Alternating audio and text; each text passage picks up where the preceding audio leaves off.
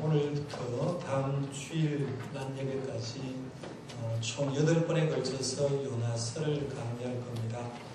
오늘 1시간, 다음 주일 1시간, 나머지 6시간은 내일부터 시작되는 가을 특세로 통해서 6시간을 참석하면 되겠는데요.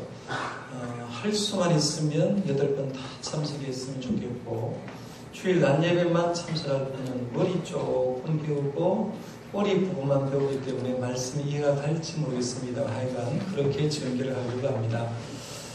8시간 다 참석한 역사가 일어나기를 바랍니다. 문을 잘 열어야 되는데 걱정이 됩니다.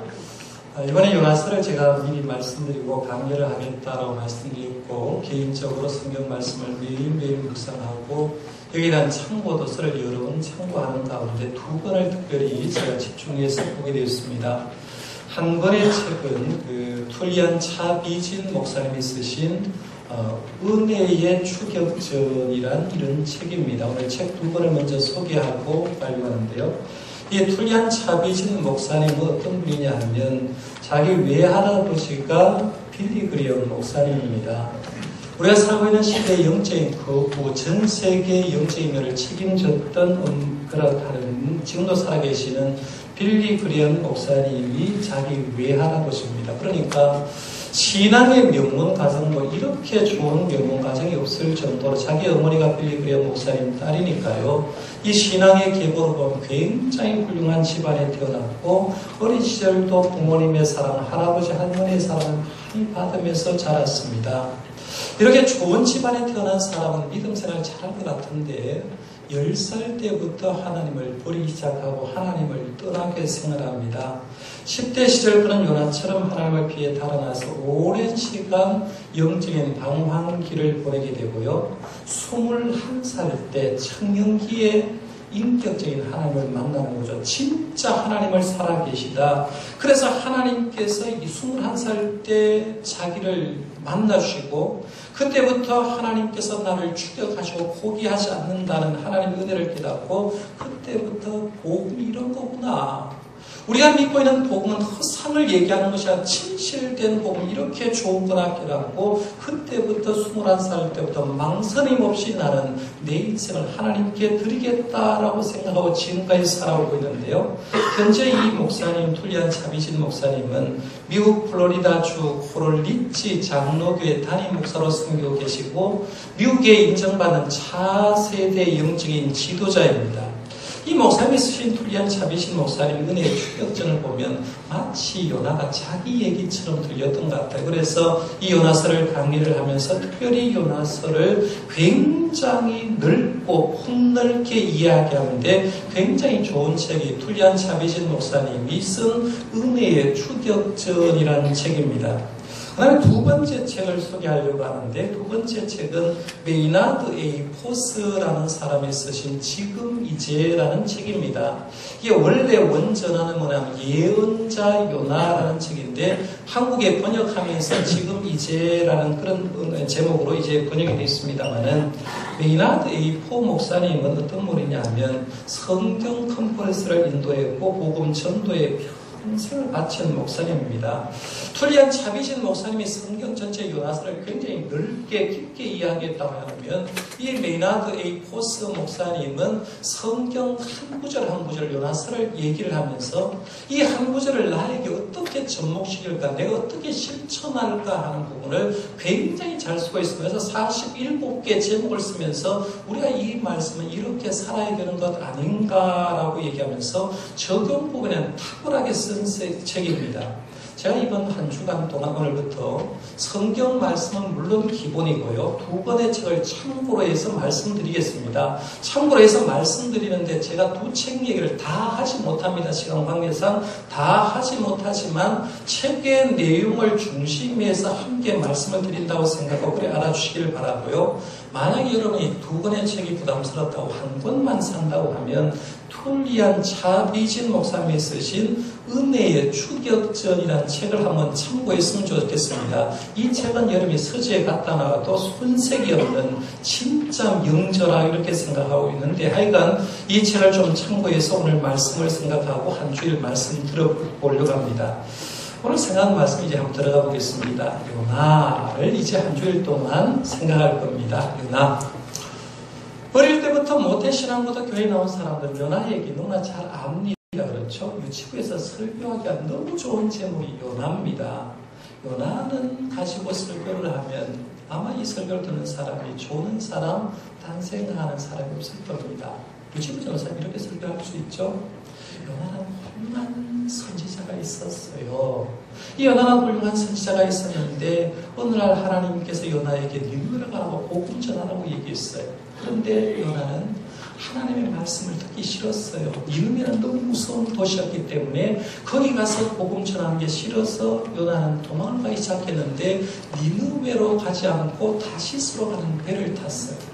하나님은 다시스로 가는 배를 탄 요나를 다시 돌아오게 하기 위해서 지중해 바다를 뒤엎기 시작했습니다. 풍랑이 나기 시작했고 결국에는 배에 탄 사람이 누구 때문에 이렇게 바다의 풍랑이 심하냐 조사를 했고 제비를 뽑았는데 요나가 당첨되었어요. 요나가 당첨되었는데도 불구하고 폭풍이 멈춰지지 않아서 결국에는 배에 탄 사람에게 나를 물에 던지라고 얘기를 했고 그 배에 탄 사람들은 요나를 물에 던졌어요. 물에 던졌는데 죽지 않고 하나님은 큰 고기를 예비했는데 큰 고기 보통 고래라고 얘기했죠. 고래를 예비해서 요나가 바다에 던지자마자 고자가 입을 탁 열고 요나를 삼켰어요. 배 속에 들어간 요나가 너무 추워서 그런지 모르지만 거기서 모닥불을 피웠어요. 모닥불을 피우니까 뱃속에 고래 뱃속에서 연기가 나기 시작했고 연기가 나니까 참지 못하고 고래가 하품을 하면서 속에 있는 걸 끄집어내었어요. 요나도 육지의 토함을 받고 다시 하나님의 명령을 받아서 니느웨 가서 복음을 전했더니만 니느웨에 있는 사람이 다 하나님을 잘 섬겼어요 라고 얘기를 하면 좋을 사람 없을 겁니다. 이 얘기 많이 들어봤어요. 근데 우리가 유치부 어린 시절부터 이런 설교를 들어봤는데 과연 이 요나 얘기가 굉장히 재미난 동화 얘기처럼 마치 만화 영화에 나오는 재미난 얘기처럼 들릴 가능성이 많다는 거죠. 그래서 오늘 조금 더 한 주간 동안 요나서를 깊이 한번 보려고 하는데요. 먼저 오늘 생각할 것은 요나가 실존 인물인가 하는 걸 먼저 생각해 보려고 합니다. 여기 요나가 실존 인물입니까? 뭐 자신이 없어요. 여기만 아멘하고 나머지 사람은 지금 200명은 대답을 안 했거든요. 요나가 실존 인물 맞습니까? 그러면 이렇게 물었죠. 요나가 실존 인물이라고 하면 실존 인물인 거 증거 한번 대보세요 라고 얘기를 하면 좀 곤란할 겁니다. 요나가 실존 인물입니까? 라고 물으면 대답은 아멘. 요나는 실존 인물이 분명합니다 라고 얘기를 해야 돼요. 그리고 요나가 실존 인물인 걸 증명하라고 얘기하면 최소한 두 가지는 얘기할 수가 있어야 됩니다. 하나는 뭐냐면 예수님이 우리가 믿고 있는 예수님이 요나에 대해서 명확하게 말씀하셨다라는 것이 첫 번째 증명할 수 있습니다. 오늘 교동은 마태복음 22장 38절에서 42절 말씀에 보면 요나에 대해서 예수님이 분명하게 얘기합니다.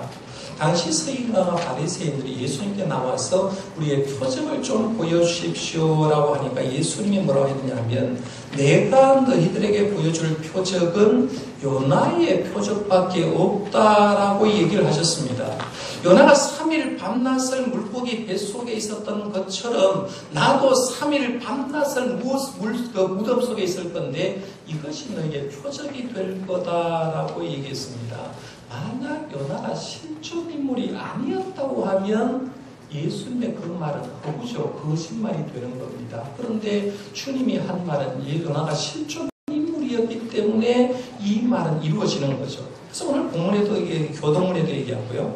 마태복음 16장 4절에도 또 만납니다. 악하고 음란한 세대가 표적을 구하나 요나의 표적밖에는 보여줄 표적이 없느니라 라고 했죠. 누가복음 11장 29절에서 32절 말씀에도 역시 표적 얘기가 나오고 같은 기사가 나오는데요. 최소한 예수님께서 두 번은 명확하게 요나에 대해서 얘기했다는 거죠. 요나에 대해서 명확하게 얘기를 하면서 예수님이 요나처럼 물고기 뱃속에 3일 들어간 것처럼 3일 동안 내가 무덤 속에 들어갔다가 부활하겠다라는 얘기를 해줍니다. 그러니까 요나 얘기는 동화 얘기가 아니라 실존 인물로서 요나가 존재한다는 걸 알 수 있습니다. 또 하나는 구약 성경을 잘 보면 요나에 대한 기록이 잘 나오고 있다는 겁니다.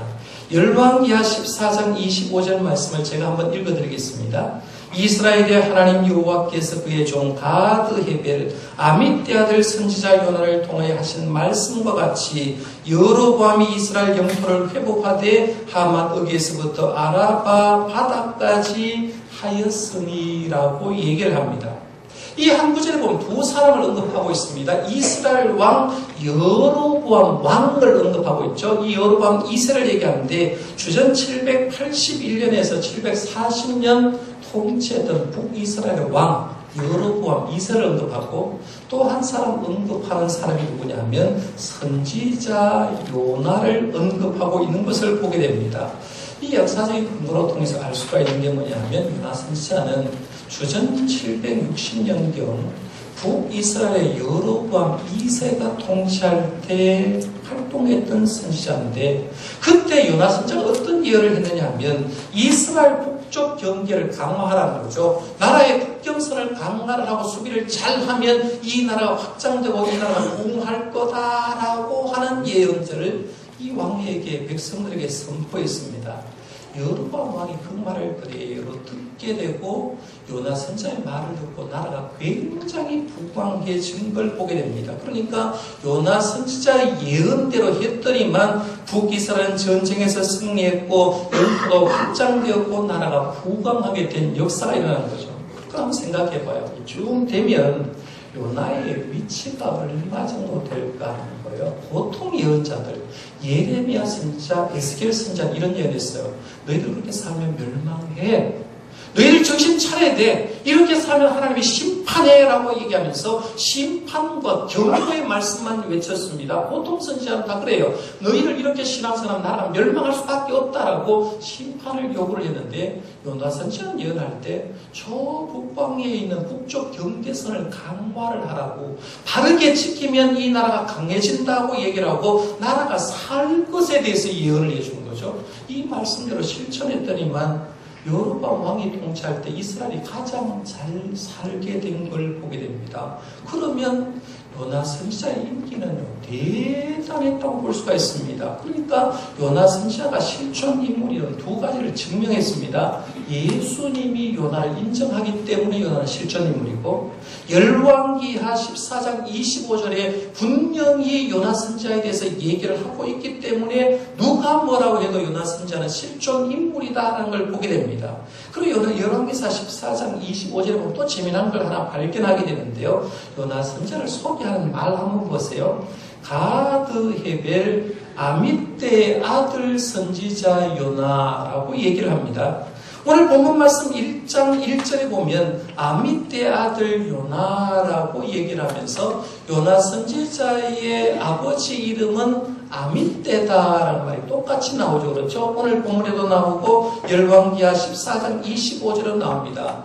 요나 선지자의 아버지는 아밋대구나. 그리고 요나 선지자의 고향은 어디냐라고 했더니만 가드 헤벨이다라고 얘기합니다. 가드 헤벨 아밋대의 아들이라고 얘기합니다.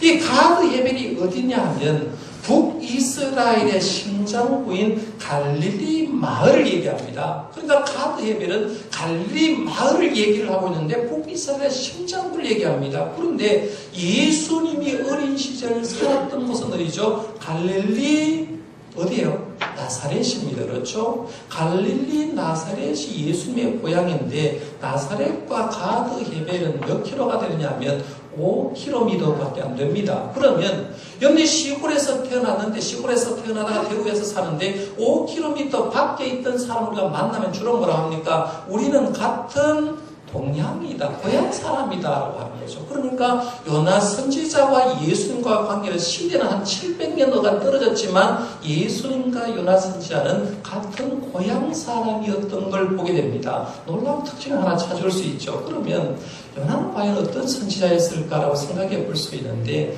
오늘 본문 말씀 1절 말씀에 보면 이렇게 말합니다. 여호와의 말씀이 아미떼 아들 요나에게 임하니라 이르시되라고 얘기를 하는데, 이 말은 한 말도 얘기를 하지 않아요. 요나 선지자가 어떤 선지자인지 얘기를 하지 않는데, 성경 기록자에 의하면 기록하는 폼이 형성되어 있습니다. 우리가 편지를 쓸 때는 편지말의 형식이 있고, 예언서를 쓸 때는 예언서의 형식이 있는 거예요. 그런데 유명한 예언자들의 예언서를 쓸 때, 이사야서, 예레미야서, 에스겔서를 쓸 때 그 형식을 가만히 보는 거죠. 그런데 그 형식과 요나서의 형식이 일맥상통하다는 걸 깨닫게 됩니다. 예레미야 선자를 소개하는 말씀이 예레미야 1장 1절에서 2절에 있는데 이렇게 소개합니다. 베냐민 땅 아나봇의 제사장들 중 hil기야의 아들 예레미야의 말이니라. 아모니 아들 유다 왕 요시야가 다스린 지 13년에 여호와의 말씀이 예레미야에게 임하였고라고 했죠. 요나를 소개하는 말과 예레미야를 소개하는 말이 비슷하다는 거죠. 에스겔 선지자를 소개하는 말이 에스겔 1장 3절에 나옵니다. 갈대아 땅 그발강가에서 여호와의 말씀이 부시 아들 제사장 나 에스겔에게 특별히 임하였고 여호와의 권능이 내 위에 있으니라 라고 얘기합니다. 연습하는 어르신들 좀 따라올지 모르겠어요.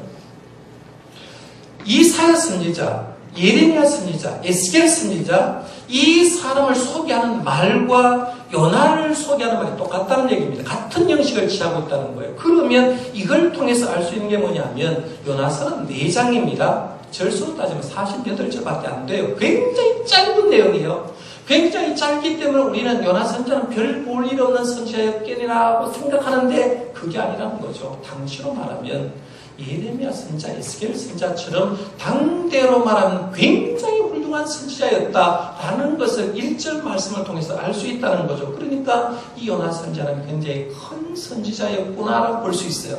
그 다음에 2절 말씀으로 가서 요나에게 내리신 하나님의 명령을 한번 생각해 보겠습니다. 2절에 보면 너는 일어나 저 큰 성읍 니느웨로 가서 그것을 향하여 외치라.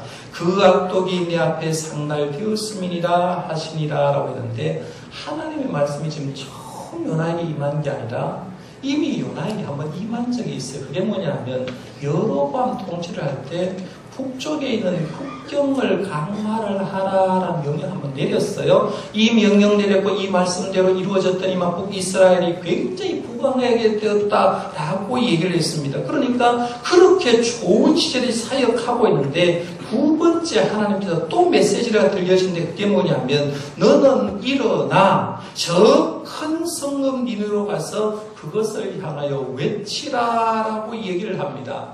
이 말씀 가운데 유심히 보여야 될 단어는 큰이라는 단어입니다. 큰 성읍 니느웨. 이 크다라는 말은 히브리어로 가돌이라는 말인데요. 이 크다는 말이 요나서에 많이 나옵니다. 큰 성읍, 죄악이 컸다, 폭풍이 컸다, 크다는 말이 굉장히 많이 나오는데 니느웨가 내적으로 컸다라는 말입니다.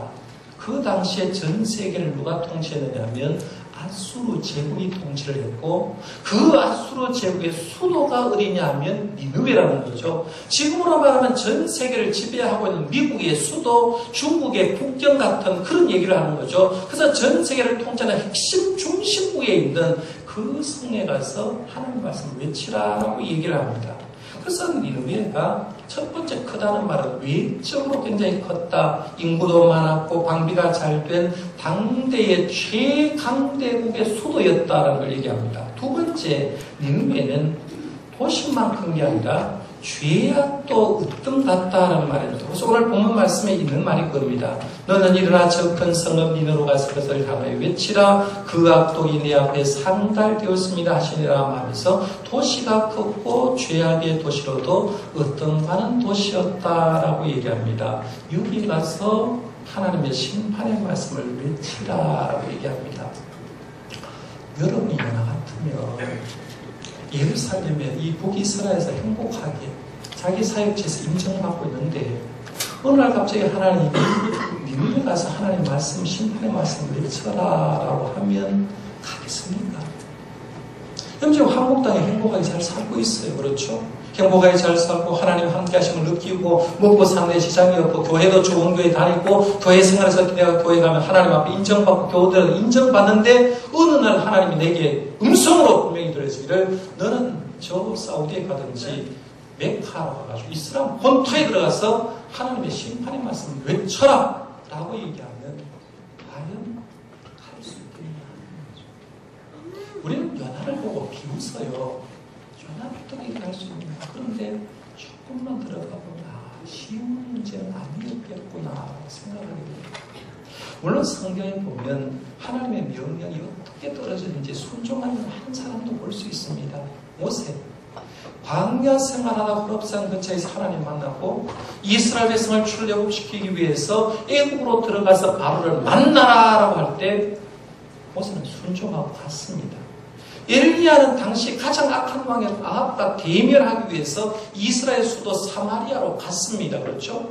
사도 바울은 이방신의 숭배의 온상지였고 여신 다이아나의 본거지 에베소로 하나님 가라고 할 때 갔고 거기에 교회를 만들었고 나중에는 로마로 가서 로마의 교회를 형성합니다. 주님 말씀하니까 순종하죠. 모세도 엘리야도 사도 바울도 가기 힘든 장소 어려운 말씀이지만 전하를 하니까 순종하면서 간 종들도 많이 있습니다. 하지만 요나는 하나님의 말씀에 떨어질 때 순종하는 걸 포기하고 마음이 움직이기 시작합니다. 3절 말씀해 보세요. 그러나 요나가 여호와의 얼굴을 피하려고 일어나 다시스로 도망가려 하여 요바로 내려갔더니 마치 다시스로 가는 배를 만난지라 여호와의 얼굴을 피하여 그들과 함께 다시스로 가려고 뱃삿을 주고 배에 올랐더라라고 얘기합니다. 요나는 지금 인기가 한참 절정인데 절정인 이스라엘에 거하고 있는데 어느 날 니느웨로 가라는 하나님의 명령을 듣고 나는 못 간다라고 생각하는 거죠. 여기 있다가 절단하겠다 싶어서 하나님의 얼굴을 피하고 도망을 갑니다. 요바로 내려가죠. 항구 도시인 요바로 내려갔는데 거기에 마치 다시스로 가는 배가 있었다고 합니다. 그럼 다시스가 어디냐는 거죠. 이스라엘 지도를 놓고 보면 지중해를 따라서 바다 끝으로 계속해서 나가면 나오는 나라가 어디냐면 지금으로 하면 스페인이 나옵니다. 스페인요. 이 스페인이 나오고 스페인의 나라 가운데 타르테스스라는 동네가 있습니다. 타르테스스라는 동네가 있는데 다시스라고 하잖아요. 타르테스스 같은 말입니다. 이 타르테스스라는 동네를 가기 위해서 그 가는 배를 타기 시작하는 거죠. 하나님이 가라고 한 니느웨는 이스라엘 동쪽에 있고 요나가 가고자 한 다시스는 서쪽에 있습니다. 그렇죠? 하나님이 가라고 한 것은 해가 뜨는 동쪽이고 요나가 지금 가려고 하고 있는 것은 해가 지는 서쪽 스페인을 도망을 가고 있다라는 얘기입니다. 이게 오늘 본문 얘기입니다. 여기서 우리가 이제 한 주일 동안 요나서를 생각해 보려고 하는데요. 요나서를 통해서 은혜를 받으려고 하면 세 가지 정도로 함께 생각할 필요가 있어요. 그 첫 번째가 뭐냐면 요나서에서 말하는 요나가 내가 아닌가라는 생각을 자꾸 물어보셔야 된다는 얘기입니다. 우리가 요나 얘기를 할 겁니다. 한 주일 동안 요나를 얘기할 때 여러분은 이렇게 해야 돼요. 목회자가 제가 설교를 하면서 요나하면 여러분은 요나 이렇게 생각하시죠. 요나는 다른 사람이 아니라 바로 요주의 인물인 내가 요나구나 라고 생각하고 있어야 됩니다. 왜냐하면 우리가 하나님의 사랑을 입고 하나님의 자녀가 되었음에도 불구하고 우리는 하나님의 분을 얼마나 떠나려고 하는지 모릅니다. 은혜의 축격전을 쓴 툴리안 차비신 목사님 외할아버지가 빌리 그레암 목사님입니다. 전 세계 영적인 면을 책임졌던 그분이 외할아버지가 훌륭한 목사인데도 불구하고 10살 때 하나님을 떠나버립니다.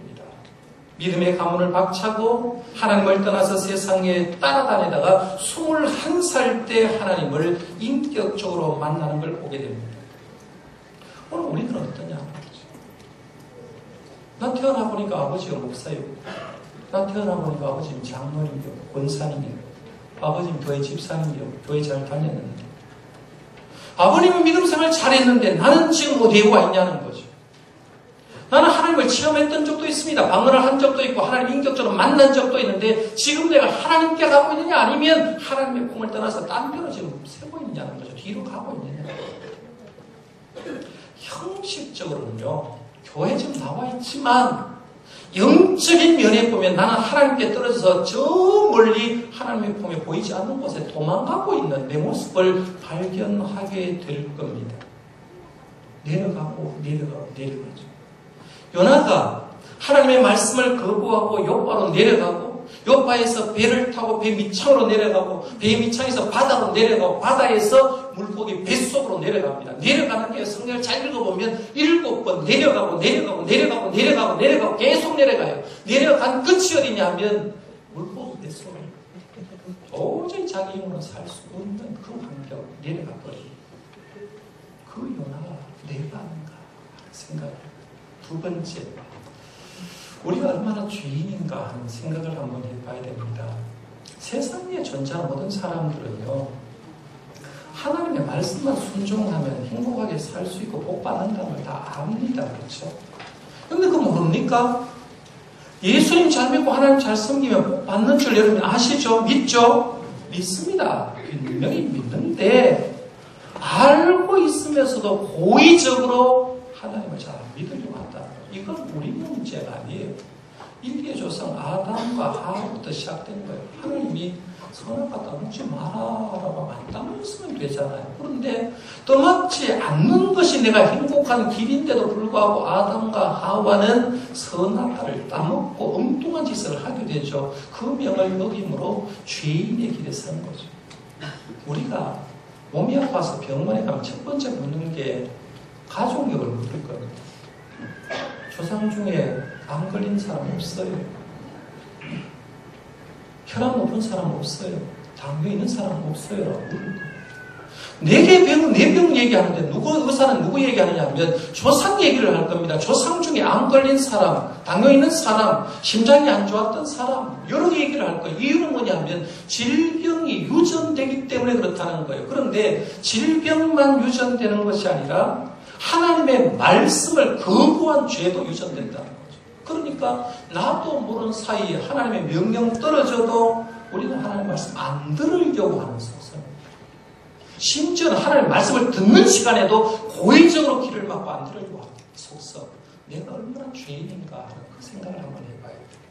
그다음 세 번째 요나서를 보면서 하나님은 우리가 하나님의 품으로 돌아올 때까지, 언제까지요? 우리가 하나님의 품에 돌아올 때까지 끊임없이 하나님을 추격하고 계시다는 거죠. 그 얘기를 하고 있습니다.